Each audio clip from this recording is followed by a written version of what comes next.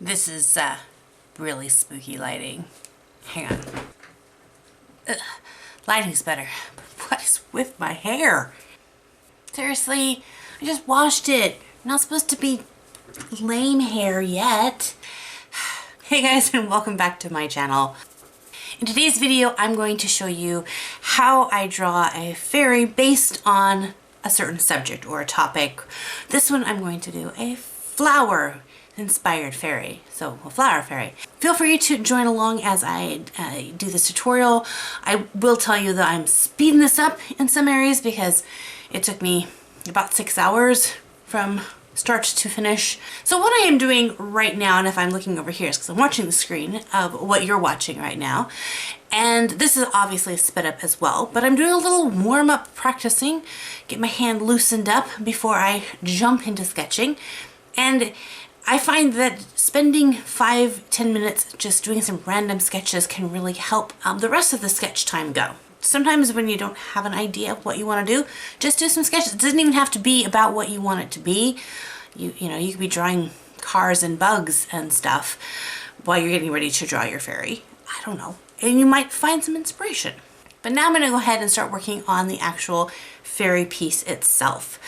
So for this, I knew I wanted to do watercolor. So I have a little watercolor sketchbook and I'm lightly sketching my figure in. Now, I'm not going to teach you how to draw the full thing from start to finish because that is a lot of steps. That's how to draw people, how to draw costumes, how to draw hair, how to draw wings. And as far as the people part, I have a whole playlist on how to draw people. So I will leave a link right up here to where I have a Drawing People 101 playlist, and I recommend that you check that out. But once you have your character drawn the way that you want it, before you begin putting any details like hair, outfits, whatever, you want to begin to think about the theme that you want your fairy to be based off of. Now, if you don't have a theme and you just want to jump right into creating, go for it. But if you want a theme, this is the time to think about it. As I said earlier, I wanted this to be a flower themed fairy, but there are a ton of flowers out there. So I picked one of them, not even my favorite. Wondering if anybody in the comment section knows what my favorite flower is. If you do, give a guess in the comment section below. Let's see if anyone can guess my favorite flower. But I wanted to do just a regular like English daisy. So before I jumped into the costuming, I actually did a study on the actual daisy. Because sometimes we think we know what something looks like, but then when we go to really draw it, it isn't exactly that. So look at some reference photos and do like a little quick study of that flower. Because we want to use every element of that flower to decorate our fairy. So now we're going to jump over to the actual figure that I have, and I'm going to begin designing her costume. And again, like I said, I wanted to take as many elements from the daisy flower that I can and turn it into her outfit. So the first thing I'm going to do is I'm going to create her bodice, and I'm going to use the actual leaves that are on the flower. So if you look at reference photos, you see lots of pictures of the petals and all that, but also look at leaves and roots and all that stuff too, because you might find some fun elements that you would use. I think that fairies would use all parts of a flower. So for the top part, it's kind of like this leaf, and then I have the belt made out of the stem, and then for the dress, I'm going to go with the actual petals because they just look like a skirt. But there's also other features like things that you want to put in her hair or her shoes and things. So I decided that I wasn't sure if I wanted to make her shoes out of the white petals or if I wanted to make them out of the leaves.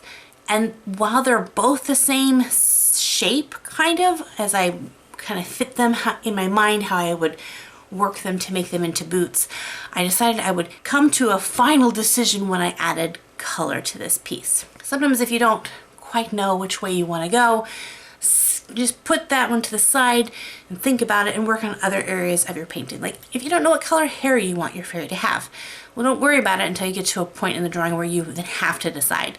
Because sometimes seeing other colors pop up can help you make those decisions, which in this case it did. It helped me to balance out my fairy drawing really well. Now I knew this piece wasn't going to be like a finished piece. It was just kind of a fun play around with some fairy designs. But I wanted to add color, and you could use paints or markers, crayons, color pencils, all of those things to create your awesome fairy designed character. I decided, obviously, at the beginning I wanted to use my watercolor paints. I have several different brands. I don't even know, it's over here. I love this brand. If you're just getting started in watercolor, the Prang brand, I did a review on this paint. It's really good and it's really affordable, so I highly recommend it. It's not sponsored, but hey, I love to give little tips and tricks to where I can.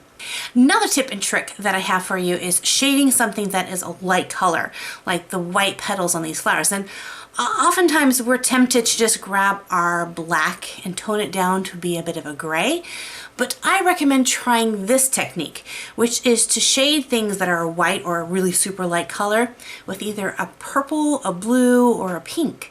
Give that a try and see how it works. So for this one, I'm taking a kind of a desaturated purple. So for that, I took purple, a little bit of blue, and then just a hint of black, or you could even put a little bit of brown in there, and then a lot of water. So it's really transparent, it's really light color, and then I go in there and I start adding in the shading. If you look at something that's white, sometimes, yeah, it is gray, but sometimes if you really look carefully, it is a fun shade of purple or blue or pink, depending on its light source and reflective colors around there. So I personally myself like to shade with purple. So I'm going to go ahead and use those to kind of give some dimensions to my flower and add in some other colors to kind of test out what shades of greens and yellows and things like that. And then I'm going to move into the actual painting of my fairy, which I'm going to do super fast. But when I actually started painting her skirt, I got a little carried away with my pinks and purples.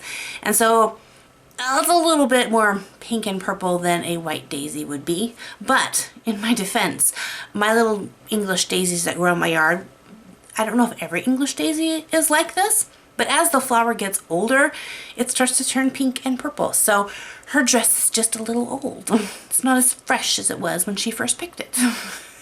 So you'll see in my piece, I ended up using the leaves for her shoes because it bounced off because the bodice was green. And so we have green on the top and then the shoes on the bottom were green, so it balanced everything out. Plus her hair was purple and her skirt was a little purple, so it kind of went purple, green, purple, green.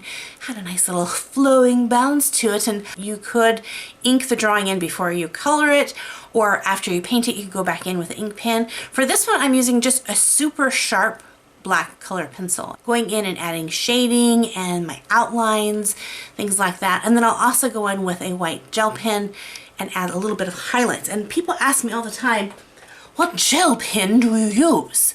I have lots of them. I have tons of gel pens, but for this one, I'm using this little guy right here, and he's a Sakura brand de Croce. I'll leave a link to both this pen and this watercolor set. And some of the other tools that I use in this video. If you want to see what art supplies I have, I'll leave my Amazon links in the description box below so you can check them out. There we go. Wait a minute. We're not almost done. She's a flower fairy. And, but I guess there's fairies that don't have wings, but I forgot to give her wings. And again, teaching you how to draw fairy wings is a video all on its own. I have some videos on wings, but if you'd like an updated version on how to draw fairy wings, let me know in the comment section that you'd be interested, or give this video a thumbs up, and I'll see about making one of those videos before FEBRUFAIRY is over. So, and if any of you guys are doing FEBRUFAIRY yourself, I'd love to see your pictures, so make sure to tag me in your Instagram photos. I'll leave my social media information. Over the last couple of videos, I have been letting you guys know of different products that I have for sale on my Etsy shop, whether it's coloring pages or art prints or digital art lessons that you can download. And I just want to say thank you to everyone who supports me on my Etsy shop. It really helps me to be able to continue doing this for you guys. But I really wanted to give something for free to you, so it's like a early happy Valentine's Day gift.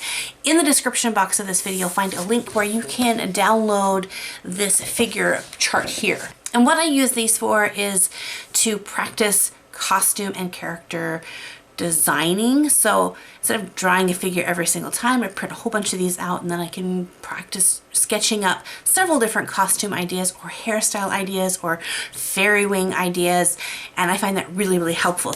So here is my finished fairy, and she's all nicely dried. I think her design is really cute. So thank you guys so much for hanging out with me in this video. I hope you enjoyed it, learned some new things, have fun going out and creating your own fairies or other art projects. And until next time, God bless you guys. We'll see you in another art video. Bye-bye.